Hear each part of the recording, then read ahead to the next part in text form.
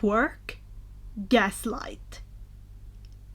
A Boku no Hero fan fiction written by Milktye. Read by Cole.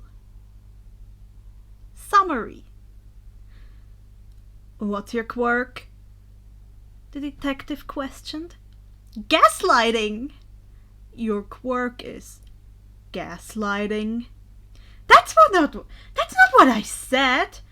Izuku sighed. Jolly, some people just couldn't listen. Or Izuku is a vigilante and gaslights his way through everything, which somehow ends in him getting adopted.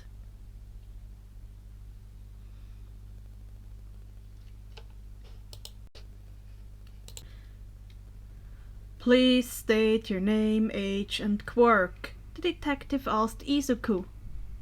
Izuku Midoriya, quirkless, 13. The detective looked shocked when Izuku mentioned his quirkless status, as they always do, but then he could also see the expected flash of pity. Big mistake. All right, Midoriya. What do you know about the vigilante optic? He asked slowly, as if being quirkless somehow made him incompetent. Not too much. I think they helped one of my neighbors. I'm not sure. Sorry. To be fair, he wasn't lying. An old woman who lives nearby had almost been mugged, and he had helped her. Oh, have you ever seen the vigilante in person? The detective asked with a raised eyebrow. No, why would I have?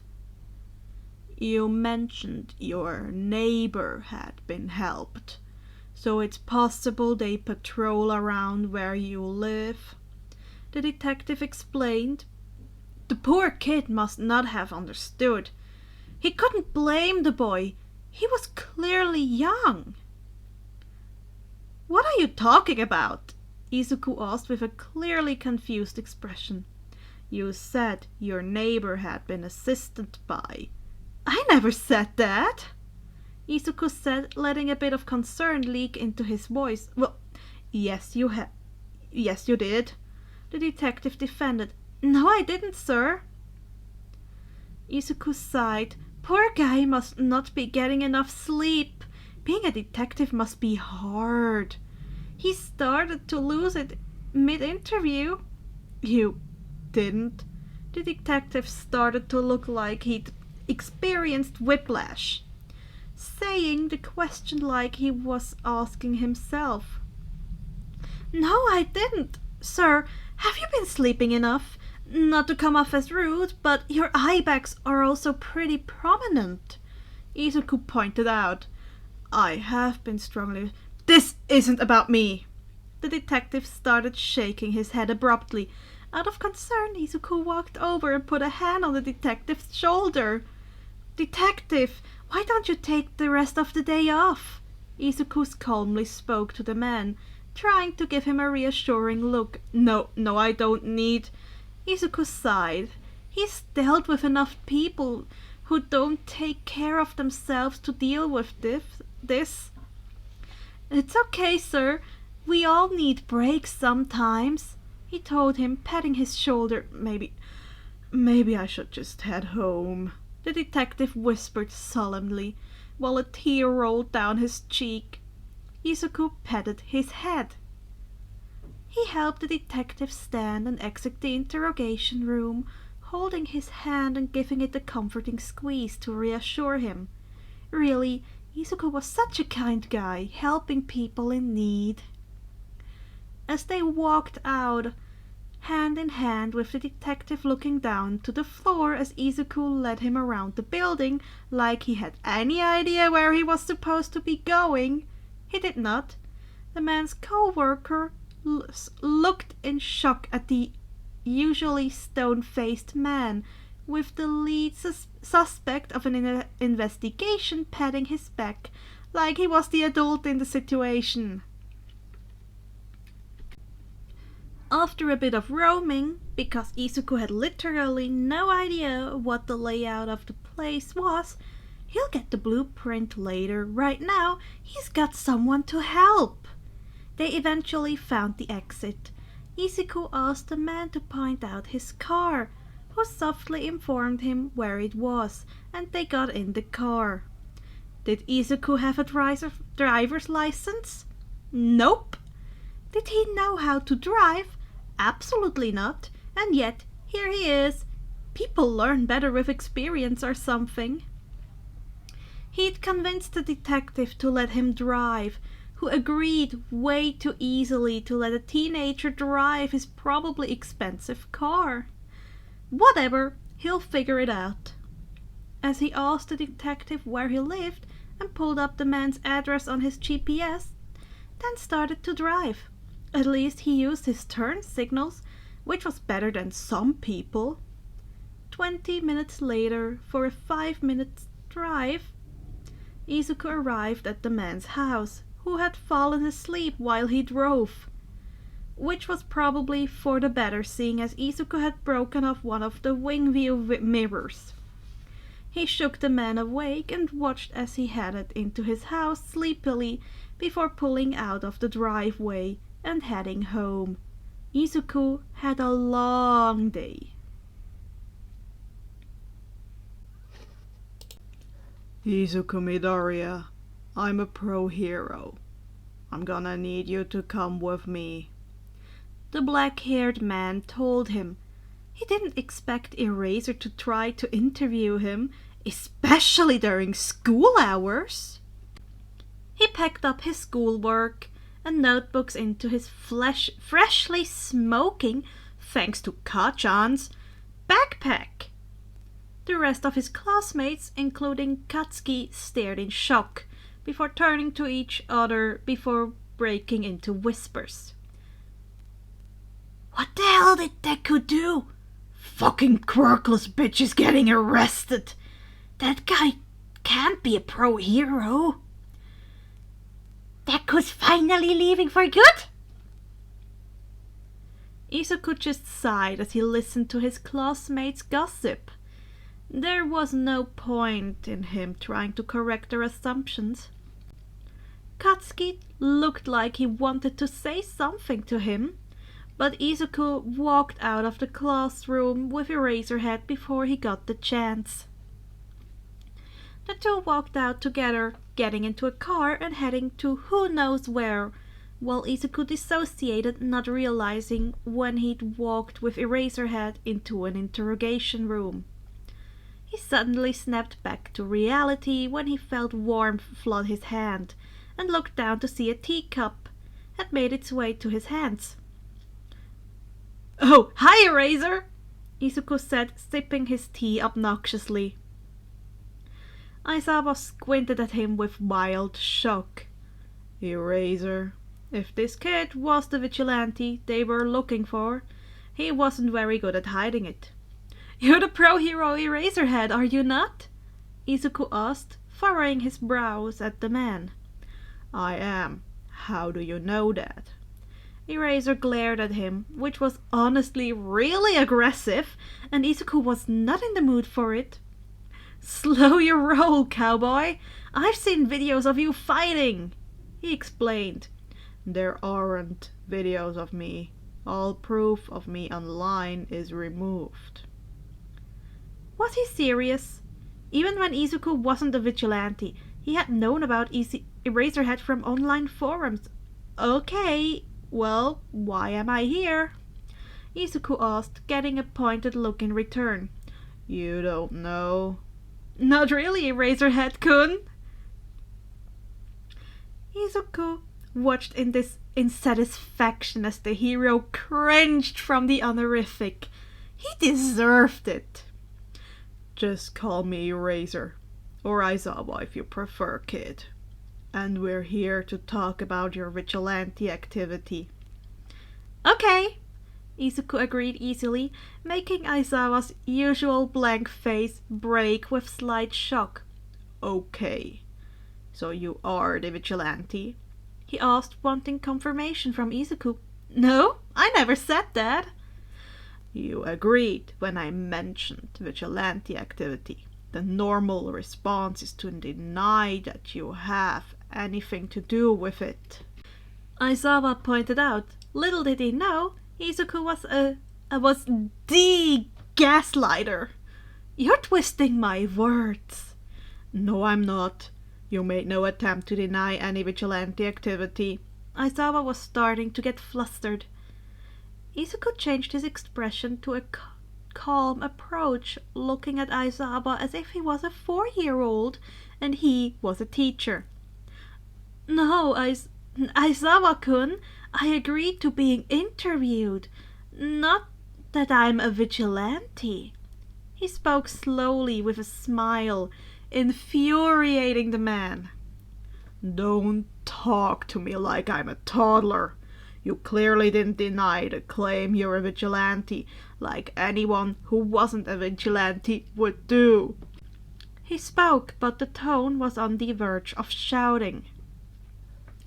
Izuku cringed obnoxiously at the loud tone, giving Aizawa a look of fear before looking down to his feet and shuffling them. Kid, I'm sorry for yelling, Aizawa told him, making Izuku internally smirk.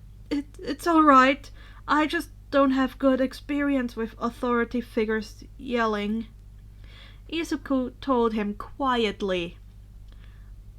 We're gonna have to talk about that later. No, they will not be. Izuku doesn't need that conversation. Are you all right with continuing this interview? Izuku nodded softly, making Aizawa sigh in relief. He didn't want to scare the kid. Yes. You've been seen near where the vigilante optic usually patrols during nights. He's been spotted, with blood on you nonetheless. Care to explain? Well, I have a job, which is technically true. Sometimes people would give him money after they saved him, which was good because now he could eat at least 5 times a week. Why? Food, Izuku explained, which answered his questions yet gave him many more. Why do you need a job for food? Aizawa looked concerned, which confused him, but what can you do? So I don't starve? Izuku told him in a very duh tone. Kid, do your parents not feed you? Aizawa asked while dropping his hands into his head. His head into his hands, which finally made Izuku realize where this conversation was going, and this was also a conversation he didn't want to have. If I tell you I'm a vigilante, would you let me out of this conversation? Izuku asked hopefully. No! Fuck!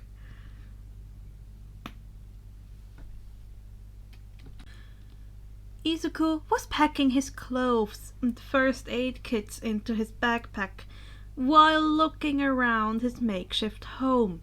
He didn't want to forget anything. He didn't have much already. As he was about to head out, he heard a cough, making him spin around quickly. 2 men in suits were standing a few feet away, holding their hands behind their back. You're going to need to come with us. Which is how he ended up at the Hero Commission's headquarters in an interrogation room. He knew why. Izuku had been getting a lot more attention from the public as his vigilante persona.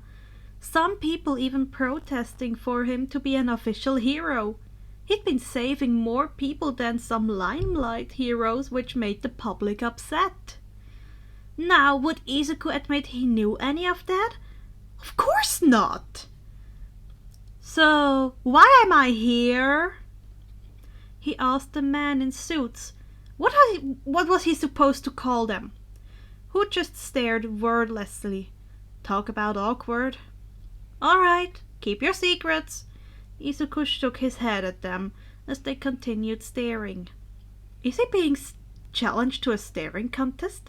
Is that what's going on here? If they thought they could even attempt to beat him, they were sorely mistaken. Izuku was nothing if not competitive. Izuku looked Suit Man 1 in the eyes, staring, which clearly made the man a bit confused and probably uncomfortable. But no amount of emotion could shake Izuku's urge to win this contest right now. As he continued staring, he could see the man's eyes start to water. Weak bitch! He was looking so hard into the man's eyes. At this point, he could see the dead soul inside the man. The man had tears streaming down his face when he finally blinked, making Izuku cheer. He jumped out of his seat, pointed a finger at the man who whispered "fuck" under his breath. "Get fucking dunked on! Hell yeah, I never lose!" Izuku flexed his arms at the man, who was clearly starting to get a bit salty over his loss. Sucks to suck. The other man had finally decided to say something, coughing to get Izuku's attention before he started. "We know you're the vigilante optic, Izuku Midoriya," he stated matter-of-factly. He looked at the man with a raised eyebrow. As he sat back down, still smiling from his win against the other man, he continued to look at the man who'd spoken, watching as he became more uncomfortable under the gaze of his acid green eyes, until Izuku finally took pity on him and spoke. "No, I'm not." The man looked unimpressed with this reply.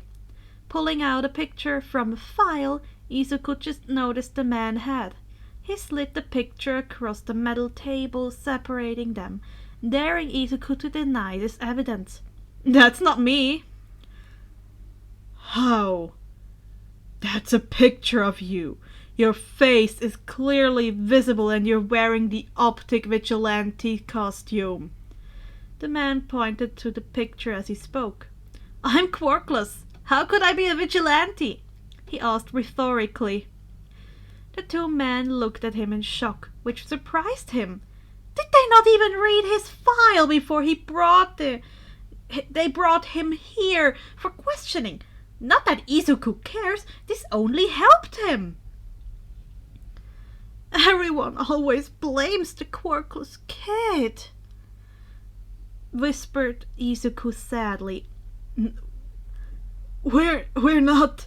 The suit man who he'd beat in staring contest, let's just call him Suit Man 1, decided to defend before being cut off by Izuku. I shouldn't have expected the commission to be any different."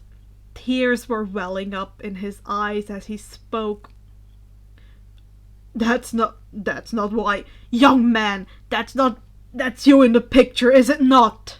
The second suit fellow tried to redirect the conversation, but it was far too late. Isn't this being Quirk against the commission's policies?" Izuku cried out, throwing his hands into the air. "We are not. I shouldn't have expected any different.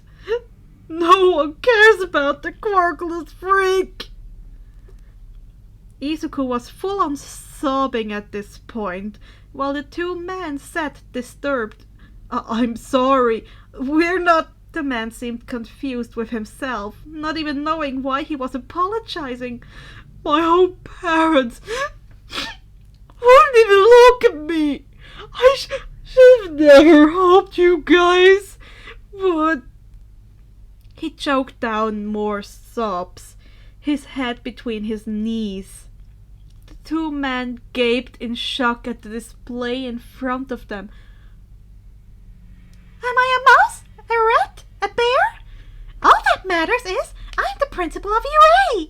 A new voice appeared, making Izuku scream, while the man's eyes changed from pity and guilt to horrified.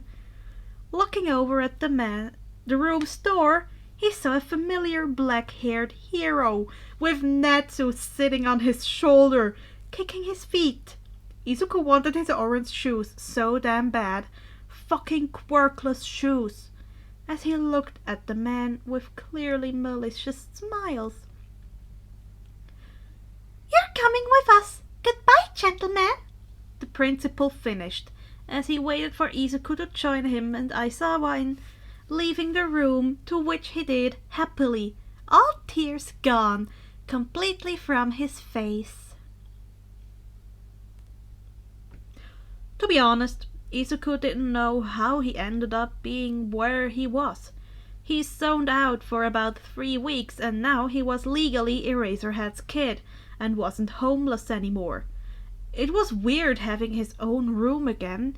He hadn't had his own space since he was 7. He was sitting in the kitchen as he watched his dad make him food. He was planning on cooking for himself but had been banned from the kitchen already. You put metal in the microwave once. Dramatic punishment if you ask him. Aizawa, call me Shoda, kid, placed down some rice and miso soup in front of him, which he ate like a feral animal. Well, Aizawa stared at him in horror and Mike cheered. He was chewing when Aizawa decided to speak. Kid, are you a vigilante? Izuku just sighed as he set his utensils down. He let a tired look rest on his face as he turned to look up at the black-haired man. It's really emotionally draining how you keep assuming all of these things. You have vigilante gear in your room, in a box that is labeled vigilante gear that you aren't even attempt to hide from me or Sashi. Izuku narrowed his eyes in confusion. Are you manipulating me? He asked. Yeah, Shoda! I don't think he's a vigilante, Mike added while shaking his head. Bless his heart. I'm not manipulating you, Aizawa groaned. You're getting really defensive, Izuku pointed out, because he really was. What? How? I don't like the tone in your voice, Izuku said, pointing his fingers at him across the table. You said I was manipulating you. I did not say that. Honestly, Izuku was starting to get worried. The man looked like he was about to cry. Yes, you did! Aizawa threw up his hands in exasperation. I didn't say that. It's not my fault that's what you heard. He shook his head as he stared at the older man. He could hear Mike laughing at his husband's pain in the background. You need to calm down. Your anger issues are kinda a red flag. Aizawa stared at him, gaping, shocked at his child's audacity. I don't have anger issues. You're gaslighting me, Aizawa defended. Do you hear yourself? He shook his head and went back to eating his food. He did notice when the man left the room, probably to go back to bed, but he was more engrossed in his food. Perfect execution, Mike told him, giving him a high five. I don't know what you're talking about. Mike must be hearing things again.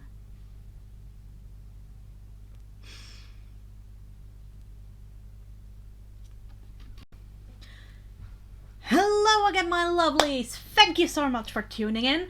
And you stupid desk. Anyway, and thank you for listening to this glorious piece of fanfiction. Milktye, please, if you have the energy for it and you're listening to this, thank you for allowing me to read this piece of gold. It's literally, no, it's platinum. That's how good it is. Anyway, if you have the energy, please try and continue this saga. We really want to know how he will treat the people from 1A like the little gaslight queen he is. Then, oh, you might have not. This is a little later of the video. In May, I was at the Fantasy Basel, and as I accepted the challenge. I went as Aizawa in a maid dress with a cat on my shoulder while blasting Don't Try Sewer Slide by Queen.